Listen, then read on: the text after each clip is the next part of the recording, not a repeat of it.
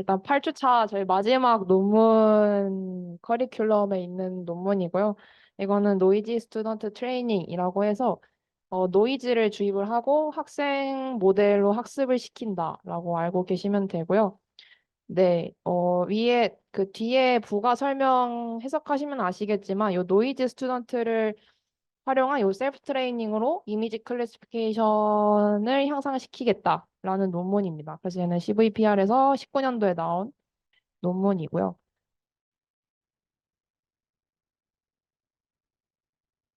네. 목차는 다음과 같습니다. 네. 좀 본격적으로 그 들어가기 앞서서 이 해당 논문이 의미하는 게 뭔지에 대해서 좀 간단하게 설명을 드려보겠습니다. 우선 이 스튜던트 트레이닝이란 이 소타 모델엔 언라벨드 이미지를 활용을 해서 이 티처와 스튜던트 관계를 기반으로 해서 성능을 향상시킨 방법론입니다. 그리고 여기서 노이즈라는 게 들어가게 되는데 이 세 가지 기법을 해당 논문에서는 이제 노이즈로 주입을 하고요. 이러한 좀 랜덤한 기법들을 사용해서 해당 모델과 이미지에 좀 노이즈를 추가시켜서 뭔가 좀 어려운 태스크에도 좀 더 강건한 모델을 만들겠다라는 의미도 담고 있습니다. 네, 그 다음에 이제 인트로덕션인데 이 논문 특성이 좀 같은 말을 계속 반복을 합니다. 그래서 인트로덕션도 좀 되게 길었다고 생각을 하고요. 네, 그리고 메소드 같은 경우에도 계속 똑같은 말을 계속 반복하는 거 보면은 뭔가 할 말이 그것밖에 없었나라는 생각도 좀 들긴 했습니다. 일단은 이 인트로 같은 경우에는 어떤 걸 얘기를 하냐면 이 이미지 클래시피케이션 분야에서 좀 좋은 성과들을 보였다.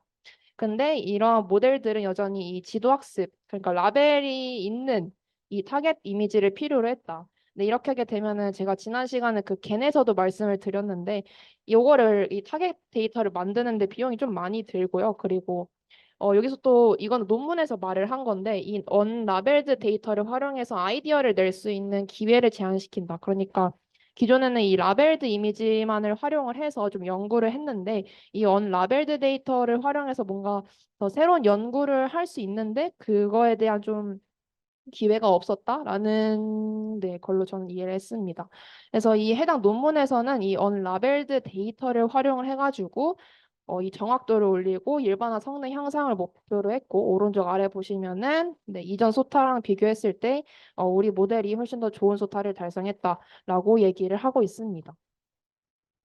네. 그래서 여기서는 어떤 기법을 사용했냐면은 요 셀프 트레이닝 프레임워크를 사용했습니다. 그래서 본 논문에서는 이 기법을 사용해서 노이즈 스튜던트 트레이닝이라는 기법으로 정의를 했고요. 이 셀프 트레이닝 프레임워크라는 이 기법은 좀 간단하게 말씀을 잠깐만 하고 넘어가자면 요 세미 슈퍼바이스드 러닝의 반복 중 하나라고 생각하시면 됩니다. 그래서 기존에는 이 데이터 학습이 크게 세 가지로 나뉘는데요. 이 맨 왼쪽에 있는 게 저희가 아는 그 지도 학습, 정답을 알고서 거기에 맞게 이제 성능을 좀 향상시키는 방법이 지도 학습이고요. 그리고 맨 오른쪽에 있는 게 저희가 그 클러스터링 같은 좀 정답을 모른 채 학습을 시키는 것이 바로 비지도 학습이고요. 이 두 개의 방법을 좀 섞었다라는 방식이 이 세미 슈퍼바이스드 러닝인데 그 방법 중에 하나로 요 셀프 트레이닝 기법으로 좀 다들 얘기를 하고 있더라고요. 그래서 요거는 네, 좀 이해를 위해서 가져왔고요. 이 오른쪽 방법이 바로 이 셀프 트레이닝 기법이라고 생각하시면 됩니다. 그래서 말 그대로 이 라벨이랑 그 라벨이 없는 데이터를 가져서 그 학습에 이제 다 활용을 하는데 이 오른쪽 그림 보시면은 처음에 이 라벨드 데이터로 가지다가 네, 이걸 가지고 이 학습을 시킵니다. 네, 그러면 이 학습된 모델이 있겠죠. 그러면 이 학습된 모델을 갖다가 인풋으로 그냥 이 언라벨드 데이터를 넣어가지고 예측을 하는 거예요. 그래서 우리가 좀 쉽게 말하면 인퍼런스를 해서 이 나온 값을 정답 값으로 생각을 하는 겁니다.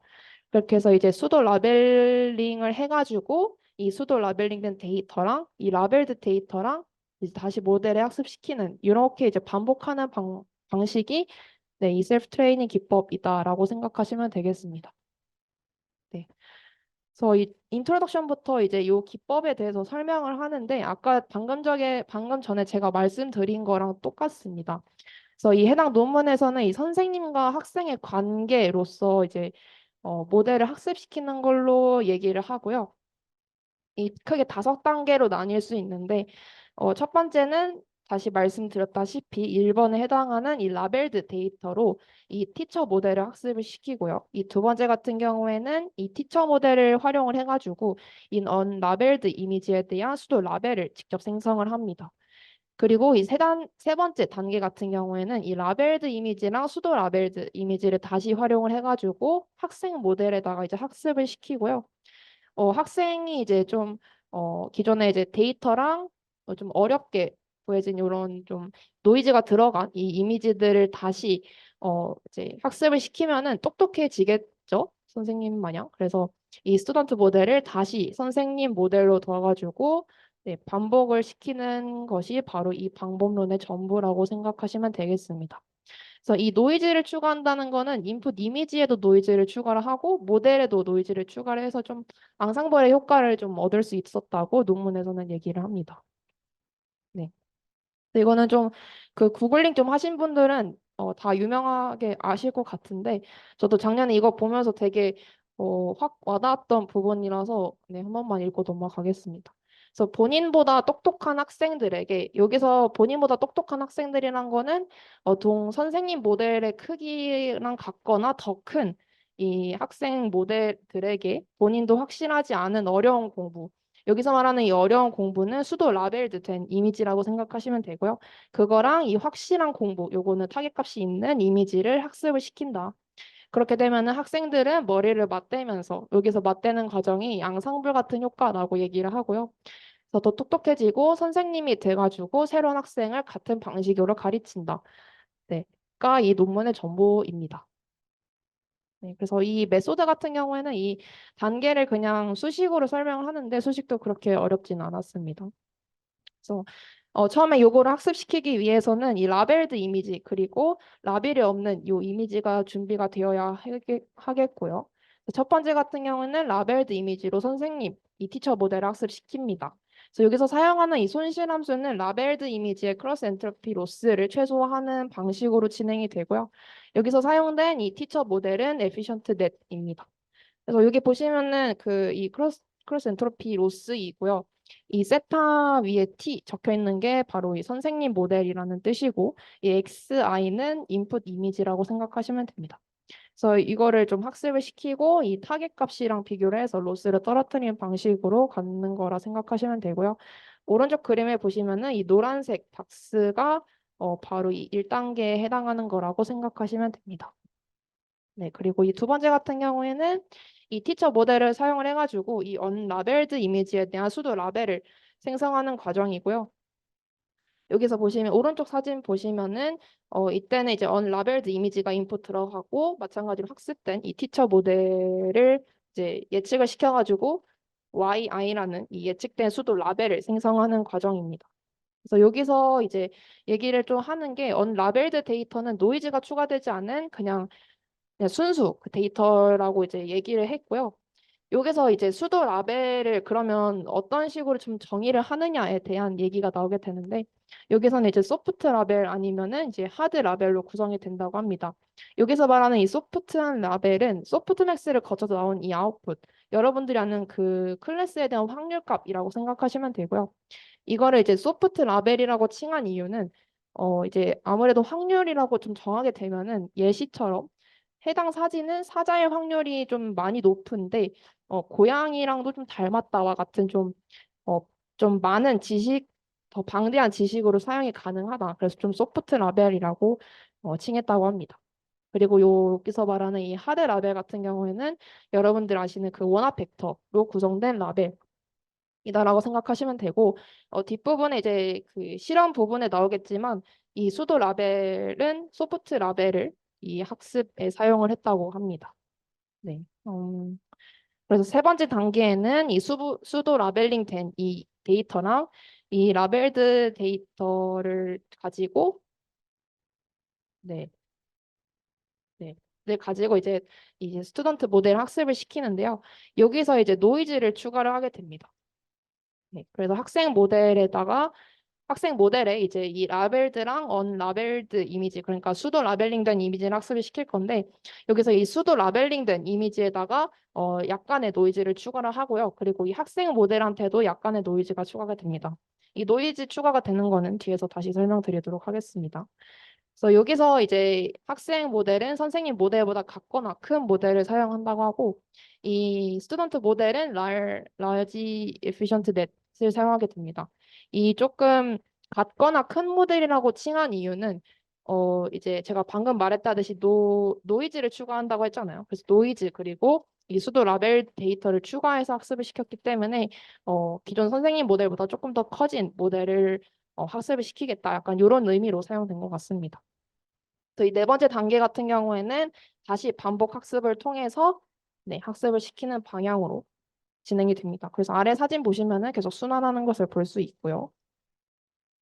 네. 여기서 이제 논문에서 좀 하나 비교를 하는 기법이 잠깐 등장을 하게 되는데, 네, 이 두 가지의 방법이 상당히 유사한데 좀 다른 점이 뭐냐에 대해서 좀 설명을 드려보도록 하겠습니다. 이 knowledge distillation 같은 경우에는 이 해당 논문에서 나온 개념이고요. 이 저기 영어로 적혀져 있는 이라는 논문에서 제시된 개념이고, 얘 같은 경우에는 미리 잘 학습된 큰 네트워크, 그러니까 티처 네트워크의 지식을 실제로 사용하고자 하는 작은 네트워크에 전달을 하게 되고요. 여기서 작은 네트워크를 사용하게 된 것은 선생님 모델보다 더 빠른 속도를 위해서 좀 작은 네트워크를 자주 사용이 됐다고 하고, 그래서 노이즈도 자주 사용이 되지 않았다라고 얘기를 하고요. 반면에 이 논문에서 비교를 하는 것은 아까 제가 말씀드렸다시피 이 놀래지 익스펜션으로 인해서 학생에게 조금 더 큰 지식을 전달을 해서 좀 어려운 환경 속에서 학습을 시켜가지고 학생이 선생님보다 더 나은 성능을 발휘할 수 있다라고 주장을 합니다. 근데 제가 여기서 좀 논문을 읽으면서 하나 의문점이 들었던 거는 학습시키는데 속도에 대해서 얘기를 하진 않더라고요. 그래서 뭔가 이 뭐냐 더 큰 모델로 학습을 시켜서 성능이 좋아진 건 인정을 하겠는데 속도는 얼마나 늦어졌는지에 대한 얘기는 안 나와 있어서 그게 조금 아쉬웠다고 생각이 들긴 했습니다. 네. 제가 아까 그 노이즈가 추가됐다고 말씀을 드렸는데 여기서 이제 노이즈는 총 세 가지입니다. 인풋 노이즈로는 랜드 어규먼트라는 기법을 적용을 시켰고요. 그래서 이 수도 라벨드 데이터를 이 스튜던트 모델이 좀 더 힘들게 학습하도록 강제하기 위해서 해당 기법을 적용했다고 했고요. 그래서 여기서 이 파라미터 적용을 하는 거에 따라서 좀 회전이 되는 약간 이런 게 달라지는 걸 확인할 수가 있고 이 두 번째 같은 경우에는 모델 노이즈인데요. 이거는 드롭아웃 그리고 스토캐스틱 뎁스를 사용했다고 합니다. 그래서 이 드롭아웃은 여러분들이 아는 그 네, 특정 뉴런의 학습에 참여하지 않는 그런 기법이고 요 아래에 있는 기법은 스킵 커넥션이랑 요 드롭아웃을 합친 개념이라고 생각하시면 돼요. 이것도 조금 깊게 파고들면은 좀 내용이 많긴 한데 뭔가 네. 그래서 이거는 그냥 특정 레이어를 생략한다라고 생각하시면 됩니다. 그래서 이 오른쪽 사진 보시면은 아예 생략을 해버려가지고 오히려 짧은 네트워크랑 연산량이 감소된다. 그러니까 이런 식으로 얘기를 하더라고요. 그래서 이런 거를 써가지고 뭐 앙상블 효과를 낸다라고 본 논문에서 얘기를 합니다. 네. 그리고 이 다른 기법들도 이제 적용을 했다라고 얘기를 하고 있고요. 첫 번째로는 이제 데이터 필터링입니다. 그래서 요거는 티처 모델이 낮은 이 컨피던스를 예측하는 이미지는 대부분이 아웃 오브 도메인 이미지이기 때문에 필터링을 진행해줬다 했고요. 저는 또 여기서 좀 의문점이 든 거는 뭔가 이 스튜던트 모델에게 좀 더 정확한 정보만을 주고 싶어서 이 낮은 컨피던스를 예측한 이미지를 다 좀 갖다 버린 건지 라는 생각과 동시에 뭔가 체리피킹 같은 느낌이 들긴 했습니다. 그래서 어쨌든 네, 이건 제가 느낀 점이고 그리고 두 번째 같은 경우는 밸런싱입니다. 그래서 이미지넷 데이터를 보면은 각 클래스마다 좀 비슷하게 뭐 분포가 되어 있겠지만 이 언라벨드 이미지에 대해서도 각 클래스마다 이미지 개수의 밸런스를 맞춰줘야겠죠. 그래서 이 적은 데이터의 개수에 클래스 이미지를 이렇게 늘렸고 이 많은 데이터의 개수랑 뭐 높은 컨피던스를 보이는 이미지만을 사용했다고 합니다. 네, 이거는 아래는 제가 아까 말씀드린 내용이고요. 그래서 이 소프트 수도 라벨을 좀 사용을 했을 때 좀 새롭게 들어온 이 도메인에 대한 데이터에 대해서 성능이 더 좋게 뭐 예측을 했다. 이렇게 해서 본인들은 실험할 때 이 소프트 라벨을 사용했다라고 얘기를 합니다. 네, 그래서 어, 네, 그래서 오른쪽 사진 보시면은 저희 이 하드 수도 라벨을 적용한 거랑 이제 수도 그 소프트 수도 라벨을 적용한 건데 빨간색 그러니까 이 소프트 수도 라벨을 사용했을 때 훨씬 더 좋은 성능을 보였다라고 얘기를 합니다. 네, 그래서 요거는 이제 실험에 대한 디테일한 부분인데 요거는 네, 유튜브에 좀 잘 정리를 해주신 분이 계셔가지고 그거로 가지고 왔고요. 그래서 데이터셋은 뭐 위에와 같고 베이스라인 모델은 에피션트넷 B0부터 이제 뭐 B7 그리고 L2 약간 이렇게 번갈아 가면서 학습을 계속 진행을 했다 하고요. 처음에 얘도 이제 반복 학습을 하기 때문에 처음 이제 선생님 모델로 B7이라는 에피션트 넷에서 가장 그 레이어가 길고 뭐 방대한 이런 모델을 사용을 해서 네, 그 다음은 에피션트 넷을 라지 2 모델로 계속 학습을 시켰다고 합니다. 네, 그리고 네, 다 나머지는 약간 뭐 하이퍼 파라미터 약간 이런 느낌이라 넘어가도록 하겠습니다. 네, 그래서 보시면은 가장 적은 파라미터로 네, 완전 좋은 성능을 달성을 했다라고 이 해당 실험에서 얘기를 하고 있고요. 네, 요 실험 같은 경우에는 이 노이즈 스튜던트가 기존 에피션트 넷에 비해 효과가 있는지를 알아보기 위해서 요 이터레이티브 그러니까 반복 학습을 진행하지 않고 딱 한 번에 스튜던트 학습을 진행했을 때 성능을 나타낸 그래프라고 합니다. 그래서 이 티처와 스튜던트는 같은 모델을 학습을 시켰고요. 그 사진 보시면은 에피션트넷 B0부터 B7까지 모델의 크기를 다양하게 변화를 시킨 것을 확인할 수 있고요. 그리고 이 공정성을 또 위해서 기존 베이스라인의 에피션트 넷의 랜드 어규먼트 그러니까 이미지의 인풋을 똑같이 적용을 시켰다. 그래서 보시면은 요 모든 모델 사이즈에 있어서 약 0.8%의 성능이 향상되었다. 그래서 이터레이티브 트레이닝이 없어도 이 해당 기법을 사용했을 때 훨씬 더 좋은 성능을 보인다라고 얘기를 합니다. 그래서 이 파란색 모델이 그냥 기존의 에피션트넷 B7이고 위에 이제 빨간색 부분이 해당 기법을 학습을 딱 한 번만 시켰을 때의 성능이라고 생각하시면 됩니다. 그래서 이 B3부터 네, 이렇게 B7까지 좀 다양한 모델을 썼을 때 B7이었을 때 훨씬 더 성능이 좋았다라고 또 얘기를 하고 있습니다. 네. 그리고 여기서 논문에서 조금 더 추가적으로 말을 하는 게 이 실험 부분에서 그 강건함에 대해서 얘기를 하더라고요. 근데 얘네들은 이제 본인들이 모델이 강건한 거에 대해서 좀 타겟을 안 하고 그냥 만든 건데 어쩌다 보니 모델이 또 강건하다라는 걸 입증을 했다고 합니다. 그래서 요거는 이제 이미지넷 A랑 C랑 P에 대해서 네, 그 뭐냐 예측을 했을 때 나온 결과이고요. 그래서 왼쪽이 네, A고 가운데가 C, 오른쪽이 P에 대한 성능입니다. 그래서 여기서 보시면은 요 MC이랑 요 MFR이라는 지표가 나오게 되는데 이것도 뭐 깊게 좀 알아보려다가 너무 내용이 많아가지고 그냥 간단하게만 소개를 드리자면은 어쨌든 얘네가 이제 모델이 강건함에 대한 성능을 파악하기 위해서 이제 사용하게 된 지표이고요. 이 MC 그리고 이 MFR 같은 경우에는 이미지 노이즈가 추가됨에 따라서 얼마나 강한지를 좀 보여주는 지표라고 합니다. 그렇기 때문에 변화가 일어난 데이터의 예측이 변할 확률인데 변화가 작을수록 모델이 강건하다라고 말을 할 수 있기 때문에 해당 지표는 낮을수록 좋은 지표라고 생각하시면 되고요. 그리고 이 데이터셋에도 잠깐 소개를 드리자면은 이 A 같은 경우에는 소타 모델이 공통적으로 어려워하는 이미지들을 모은 데이터셋이고 요 C랑 P 같은 경우에는 블러링 그리고 뭐 블러 처리하고 뭐 회전시키고 스케일링 해가지고 좀 실생활에서 많이 발생하는 그런 노이즈가 추가된 데이터셋이라고 생각하시면 됩니다. 네. 음, 네, 그리고 요 해당 실험에서도 얘기를 하는데 이 어드버셔럴 로버스트네스라는 게 있는데 요건 이제 공격이 들어와도 영향을 받지 않고 태스크를 수행할 수 있는 내구성을 의미하고요. 얘도 좀 다른 말로 좀 쉽게 얘기를 하면은 노이즈가 뭐 들어왔을 때 얼마나 강건하냐에 대한 결과입니다. 그래서 여기서는 뭐 이 어떻게 일종인 FGSM이라는 것을 적용을 해서 이 모델의 성능을 확인을 했다고 합니다. 여기서 말하는 이 FGSM 같은 경우에는 이제 노이즈를 추가한다. 그러니까 학습을 좀 제대로 못하게끔 하는 그런 방법론이고요.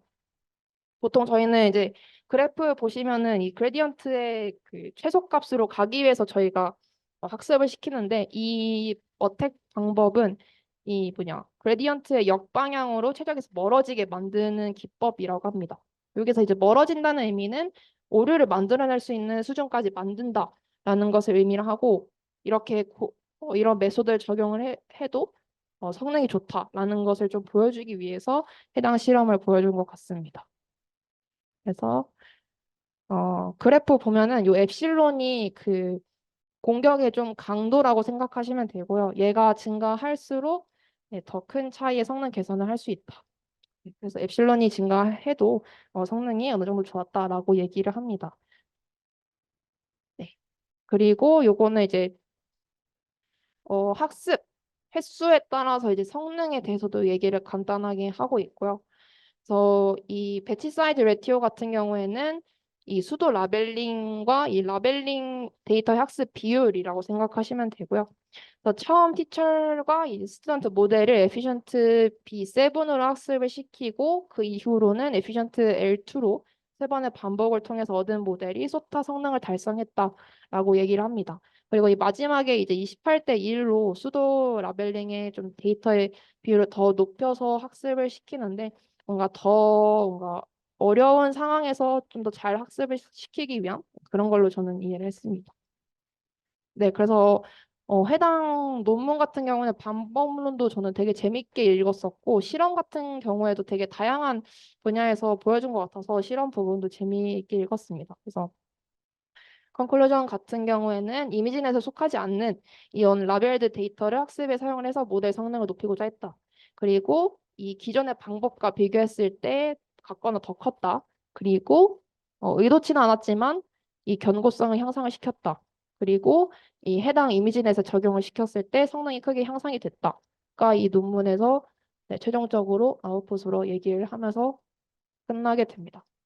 네, 그래서 제가 읽은 부분은 여기까지이고 네, 참고한 레퍼런스는 네, 이렇게 있습니다. 네, 그럼 이상 발표를 마치도록 하겠습니다. 감사합니다.